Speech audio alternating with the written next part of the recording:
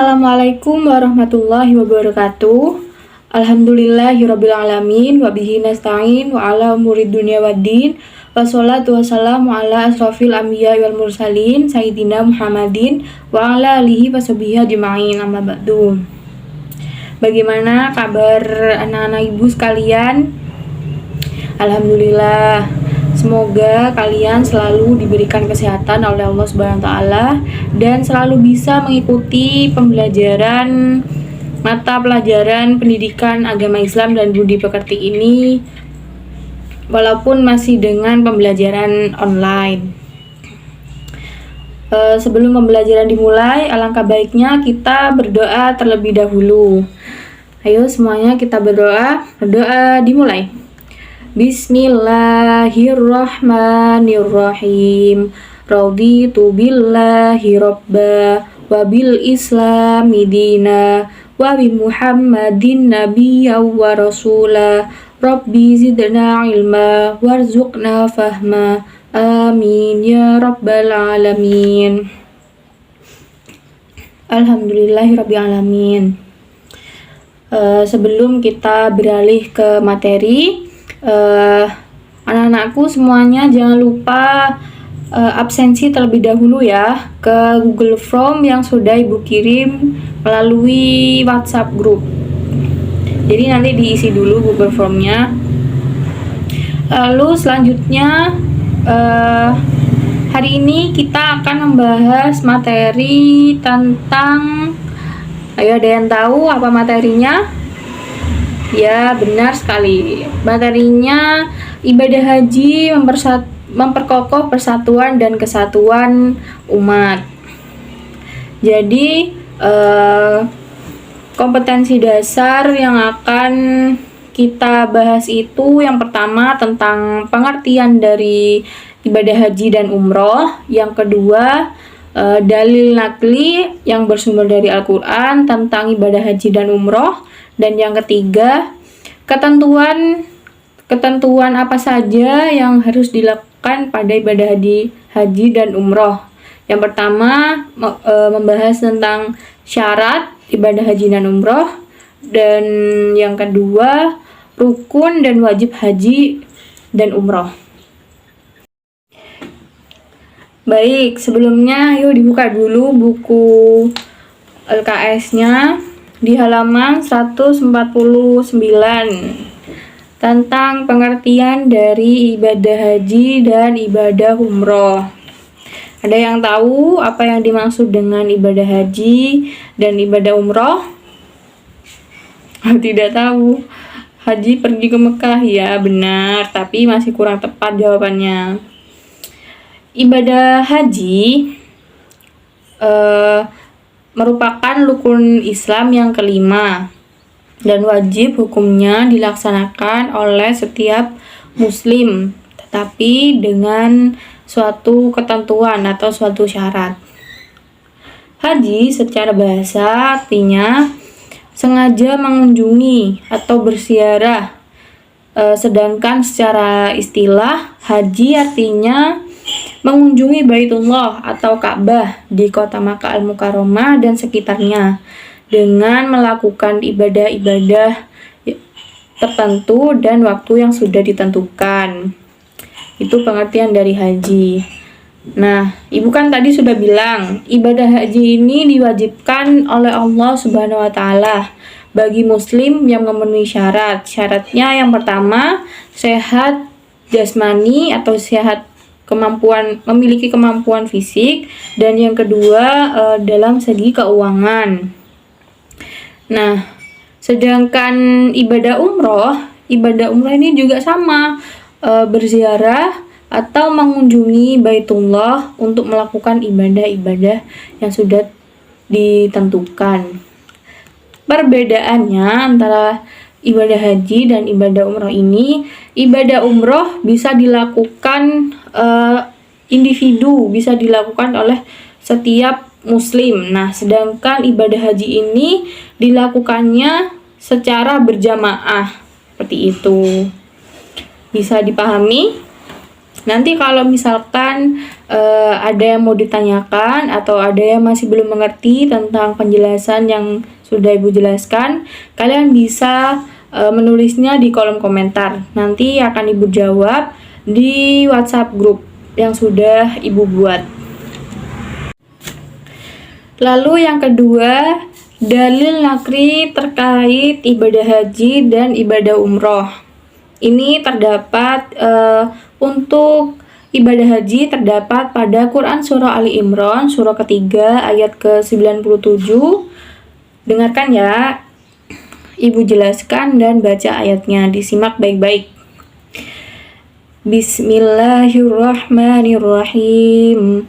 Fihi ayatum bayyinatum maqamu Ibrahim wa man dakhalahu kana aminan walillahi 'alan nasi hajjul baiti man istata'a ilaihi sabila wa man kafara fa innallaha ghaniyyun 'anil 'alamin. Shadaqallahul adzim, yang artinya di sana terdapat tanda-tanda yang jelas, di antaranya makam Ibrahim. Barang siapa memasukinya atau Baitullah, amanlah dia. Dan di antara kewajiban manusia terhadap Allah adalah melaksanakan ibadah haji ke Baitullah, yaitu bagi orang-orang yang mampu mengadakan perjalanan ke sana. Barang siapa mengingkari kewajiban haji, maka ketahuilah bahwa Allah Maha Kaya, tidak memerlukan sesuatu dari seluruh alam. Nah, dari ayat tersebut dijelaskan bahwasannya menunaikan ibadah haji ini bagi setiap muslim yang memiliki kemampuan adalah wajib, dan bagi yang tidak menunaikan padahal sudah memiliki kemampuan tersebut, maka berarti ia sudah melakukan dosa yang sangat besar gitu. Adapun dalil nakli yang bersumber dari Al-Quran untuk ibadah umroh ini terdapat pada Quran surah Al-Baqarah surah kedua ayat 196 yang berbunyi Bismillahirrahmanirrahim wa atimmul hajja wal umrata lillah, dan seterusnya, yang artinya dan sempurnakanlah ibadah haji dan umroh karena Allah. Begitu. Dari penjelasan dalil nakli yang sudah Ibu lontarkan barusan, adakah yang mau ditanyakan atau bisa dipahami? Alhamdulillah. Nanti kalau misalkan ada pernyataan atau penjelasan Ibu yang masih belum dipahami, silakan ditanyakan, tulis di kolom komentar ya.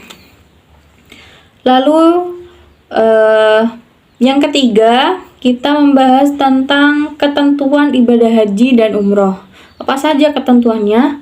Yang pertama ada syarat-syarat ibadah haji dan umroh. Untuk syarat-syaratnya ini, ibadah haji dan umroh itu sama. Yang pertama pastinya harus beragama Islam. Yang kedua berakal sehat. Yang ketiga balik. Yang keempat ada merdeka. Lalu yang kelima ada istita'ah, yaitu mempunyai biaya untuk perjalanan dan keluarga yang ditinggalkan mempunyai kesehatan jasmani dan situasi perjalanan yang ditempuh itu aman. Lalu yang terakhir, bagi para muslimah ada persyaratan khusus. Apa itu persyaratan khusus? Yaitu harus disertai mahramnya atau orang yang dapat dipercaya untuk menemani sepanjang perjalanan menuju Mekah. Kalau biasanya istri harus ada pendampingnya, suaminya gitu. Lalu yang terakhir yaitu rukun dan wajib haji. Dalam pelaksanaan ibadah haji ini ada yang namanya rukun dan wajib haji. Perbedaannya, kalau rukun ini merupakan sesuatu yang wajib dilaksanakan dalam ibadah haji, dan jika tidak dilaksanakan maka hajinya itu tidak akan sah. Kalau sedangkan wajib haji adalah hal-hal yang juga harus dilaksanakan, tetapi jika tidak dilaksanakan hajinya masih dikatakan sah, tetapi harus diganti dengan membayar denda atau dam, seperti itu. Adapun rukun haji yang pertama adalah ihram. Ihram itu berniat untuk mengerjakan haji, ditandai dengan memakai pakaian ihram. Lalu yang kedua ada wukuf atau berdiam di padang Arafah. Waktu melakukan wukuf ini dimulai dari tergelincirnya matahari atau waktu zuhur di tanggal 9 Zulhijjah sampai dengan terbit fajar pada tanggal 10 Zulhijjah. Yang ketiga ada tawaf. Tawaf ini mengelilingi Ka'bah sebanyak 7 kali dengan niat untuk ibadah. Adapun ketentuan tawaf yang harus dipenuhi seseorang ketika melakukan tawaf itu bisa kalian lihat di bukunya, ada syarat-syaratnya, nanti bisa dibaca. Kalau misalkan ada yang belum paham bisa ditanyakan di ibu. Lalu syarat yang keempat ini adalah sa'i. Sa'i adalah berlari-lari kecil sebanyak 7 kali dimulai dari Bukit Sofa dan diakhiri di Bukit Marwah. Yang kelima ada tahallul. Tahallul ini mencukur rambut sebanyak 3 helai. Jika sudah sampai di tahallul berarti menandakan ibadah haji ini sudah hampir selesai. Dan yang keenam ada tertib. Tertib itu berarti melakukannya itu secara berurutan, seperti itu. Dari sini ada yang mau ditanyakan atau penjelasan ibu sudah dipahami? Alhamdulillah. Lalu yang selanjutnya wajib haji. Wajib haji itu yang pertama ihram dari mikot, yaitu berihram atau melakukan niat mengerjakan haji dari tempat yang sudah ditentukan. Itu disebut dengan mikot makani. Adapun mikot zamani pada waktu yang sudah ditentukan pula. Yang kedua ada bermalam di Musdalifah, yakni setelah seseorang melakukan wukuf di padang Arafah pada malam tanggal 10 Zulhijjah lewat tengah malam, apabila dia berjalan dari Musdalifah sebelum tengah malam, maka seorang tersebut harus membayar dam atau membayar denda. Lalu yang ketiga ada melontarkan jumroh Aqobah pada hari raya haji di tanggal 10 Zulhijjah. Melontarkan jumroh Aqobah ini menurut ulama fikih hukumnya wajib, tetapi dalam pelaksanaannya boleh diwakilkan kepada orang lain apabila seseorang tidak mampu melakukannya sendiri. Nah, yang keempat ada melontar 3 jumroh, yakni jumroh ula, jumroh wusta, dan jumroh Aqobah pada tiap-tiap tanggal 11, 12, dan 13 Zulhijjah. Tiap jumroh dilontar dengan 7 batu kecil. Pelaksanaan melontarkan 3 jumroh ini boleh diwakilkan juga kepada orang lain jika seseorang tidak mampu melakukannya. Nah, di buku kalian itu sudah ada penjelasan dari syarat melontar jumroh, sunnah melontarkan jumroh, dan ada juga jadwal untuk melontar jumroh. Ada tanggalnya, ibadahnya, dimulai waktunya, di akhir waktunya. Nah, itu bisa kalian baca dan bisa dipahami. Nanti jika ada yang mau ditanyakan, silakan bisa langsung ditanyakan ke ibu. Yang kelima, ada mabit di Mina, yakni bermalam di Mina pada tanggal 11 sampai 12 Dzulhijjah. Jika nafar awal atau 11 sampai 13 Dzulhijjah jika nafar sani.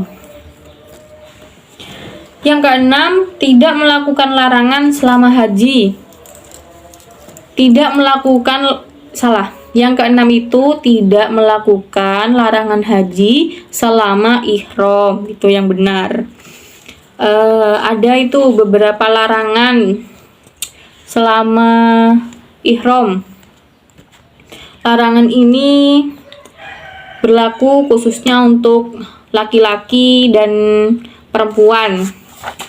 Itu sudah ada di buku kalian, bisa kalian lihat. Jika laki-laki itu memakai pakaian berjahit, terus memakai tutup kepala yang melekat. Kalau perempuan menutup muka. Ada juga larangan laki-laki dan perempuan. Bisa kalian lihat itu di halaman 156. Dan yang ketujuh, ada tawaf wado, yaitu tawaf perpisahan sewaktu akan meninggalkan kota Makkah. Nah, itu penjelasan dari rukun dan wajib ibadah haji. Selanjutnya, rukun dan wajib untuk ibadah umroh. Rukun dan wajib ibadah umroh ini beda ya. Bedanya itu kalau haji ada wukufnya, kalau umroh tidak ada wukufnya, wukuf di Padang Arafah. Dalam rangka ibadah haji, wukuf di Arafah menjadi salah satu rukun haji. Sedangkan pada ibadah umroh tidak ada wukuf yang harus dikerjakan. Apa saja rukun dari ibadah umroh? Yang pertama, ihram, sama. Masih semuanya itu sama kecuali tidak ada wukufnya kalau ibadah umroh. Yang pertama ada ihram. Ihram tadi apa? Ya, benar. Ihram itu berniat. Kalau haji berniat untuk ibadah haji. Kalau ihram di ibadah umroh berniat untuk beribadah umroh. Yang kedua ada tawaf, mengelilingi Ka'bah, sama juga sebanyak 7 kali. Yang ketiga ada sa'i, berlari-lari kecil dari bukit apa? Ya, benar, dari Bukit Sofa dan berakhir di Bukit Marwah sebanyak 7 kali juga. Yang keempat ada tahallul. Tahallul ini mencukur rambut sebanyak 3 helai. Dan yang kelima tertib. Apa yang dimaksud dengan tertib? Ya, benar. Tertib itu melakukan rukun ini berurutan dari nomor 1 sampai akhir. Tidak boleh yang nomor 2 dulu, Bu. Nah, tidak boleh. Harus dari nomor 1 berurutan sampai terakhir. Gitu. Kalau wajib umroh ada 2. Yang pertama, ihram dari mikot makani. Dalam ibadah umroh tidak terdapat mikot zamani. Dan yang kedua, menjauhkan diri dari segala hal yang dilarang atau sebagaimana larangan dalam ibadah haji. Sama larangannya yang tadi sudah Ibu sampaikan di ibadah haji. Nah, itu saja yang dapat Ibu sampaikan. Ada pertanyaan? bisa langsung dituliskan ya di kolom komentar di bawah. Nanti akan Ibu jawab di WhatsApp grup kelas kalian. Alhamdulillah, pembelajaran pada kesempatan kali ini Ibu akan akhiri karena sudah selesai. Sebelumnya Ibu akan menyimpulkan materi yang sudah Ibu jelaskan tadi. Yang pertama ada pengertian haji dan umroh. Ada yang masih ingat? Jadi beda ya antara haji dan umroh ini. Sama berziarah ke Makkah atau Baitullah untuk beribadah kepada Allah dengan ibadah-ibadah tertentu dan waktu yang sudah ditentukan. Bedanya kalau haji ini dikerjakan secara berjamaah dan ada waktunya sendiri di bulan haji. Dan jika ibadah umroh bisa dilakukan secara individu dan bisa kapan saja. Nah, ada dalil juga yang menjelaskan yang sudah Ibu jelaskan tadi, haji dalam Quran Surah Ali Imran dan ibadah umroh pada Quran Surah Al-Baqarah. Rukun-rukun haji dan rukun-rukun umroh sama, bedanya kalau umroh tidak ada wukuf, kalau haji ada wukuf. Terus apa lagi? Kurang lebihnya seperti itu. Dam ini denda ya, denda yang harus dibayar oleh setiap muslim jika melakukan larangan saat beribadah. Itu saja yang dapat Ibu sampaikan. Tugas untuk kalian pada pembelajaran kali ini adalah meresum materi tentang ibadah haji yang sudah Ibu sampaikan, lalu mempelajari kelanjutan dari bab haji dan umroh ini untuk pertemuan yang akan datang. Nanti Ibu akan tanyakan apa sudah belajar atau belum. Itu saja yang dapat Ibu sampaikan, kurang lebihnya mohon maaf. Wassalamualaikum warahmatullahi wabarakatuh.